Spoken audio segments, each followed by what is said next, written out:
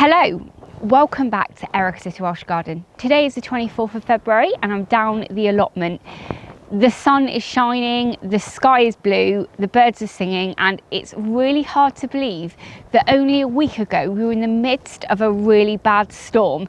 But actually the sun's only just come out and it was pretty grey earlier, and we've had rain and sleet this morning. So still very much winter here, but being the 24th of February, I really feel like now we are starting to kind of get into spring, and it's not going to be long before things start growing like mad. So I've got a lot of work to do on the plot. Since I showed you around the plot last time, not a lot has changed. The main thing you probably notice is I've had a compost delivery. You might be wondering why the compost delivery is still in bags, but that is because the cardboard that I put down for where the beds are going to be this year is starting to break down, and some weeds are already starting to grow through. So what I'm hoping to do is get some more cardboard, put another 1 or 2 layers down underneath before I put the compost on top. I've popped down the allotment for 2 reasons today. The first one was just to check for storm damage. Obviously we've had these really severe storms over the last week or so, and there's been quite a lot of extensive damage within our community.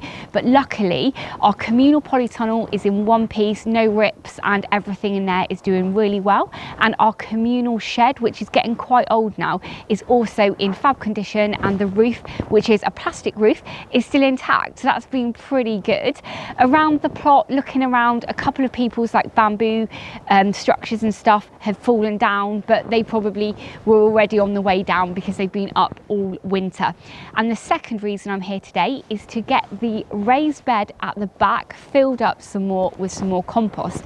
A couple of weeks ago I put a really lovely layer of seaweed on top of the soil that was already in there, and that has amazingly broken down so quickly, and there is a couple of perennial weeds kind of starting to grow through there.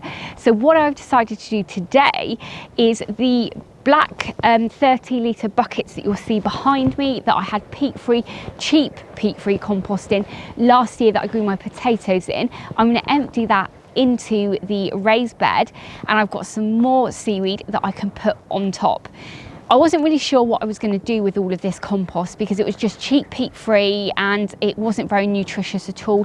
All of the potatoes did absolutely rubbish in there last year, but our allotment has got a delivery of horse manure on its way towards the end of the month. So what I've decided to do is just cut my losses with this compost, use it to fill up this bed, and then when we get our manure delivery later in the month, I can fill up all of these 30-litre buckets with that and just try and grow my potatoes in manure. But then I can also fill the remainder of the bed up with manure, and the seaweed and the manure should really help give that raised bed a really good head start for the crops that grow in there next year. So altogether I have 8 half-filled 30-litre buckets here, and I think one actually has potatoes still in, so we'll see which one that is.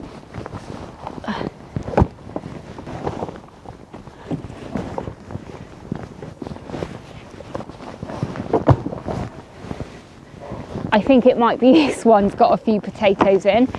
There's definitely a lot of roots in there. Oh look, there's no potatoes in there either, so who knows where they are. There's another carrot though. I think this was obviously the bucket that I grew carrots in last year. So I'm just going to give it a really quick rake over before I put the rest of the seaweed on top.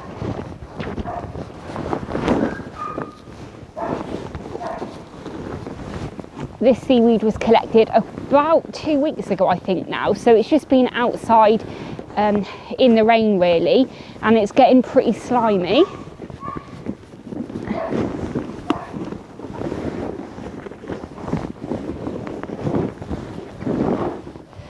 I'm really pleased that I've actually found a use for this compost because I wasn't really sure what I was going to do with it before, but now with another layer of seaweed over the top and some manure coming in, I think it will all amalgamate really nicely together, and the peat-free compost that I've added will just help add to the volume and structure of the soil, and I'm sure there is nutrition in there, but as things break down it will hopefully work really well this year.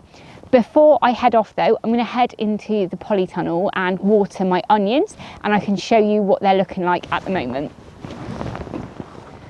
So here are my onions. I think I put these in October, so they have been growing over winter and they're doing pretty well, apart from there being quite a few weeds here. And also I have never, this is so bad, but I've never actually mulched this bed at all or fertilised it in the last 4 years. There you go, that is my allotment in February, and I promise you, even though the sun is coming out now, this is the brightest day we've had in weeks. It really has, and I'm so glad that I've come down today and got a task done and filled that raised bed a little bit more, because for me February is one of the most depressing months of the year. It's so dull, it's really cold, and nothing's really growing. So I'm so pleased that I made the effort to come down today, and I'm so thankful that the sun is out. I do apologise though, it appears that the neighbour behind me has got a dog over winter, and every time I was trying to talk when I was filling that bed, he was barking. So hopefully he chills out a bit and gets used to people being down at the allotment and hearing me talking to the camera, so he doesn't bark like mad for the rest of the season. I'm going to leave the video here. I would absolutely love though to hear how your allotment is doing in February and how you've been getting on with these terrible storms. I really hope you've not lost anything like your greenhouses or polytunnels, because I can imagine that is pretty devastating. But anyway, thank you so much for watching. If this is the first time you're watching my videos, please do hit that subscribe button and ring the bell to be notified of all of my latest videos.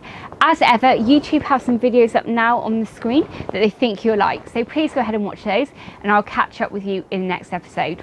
Bye!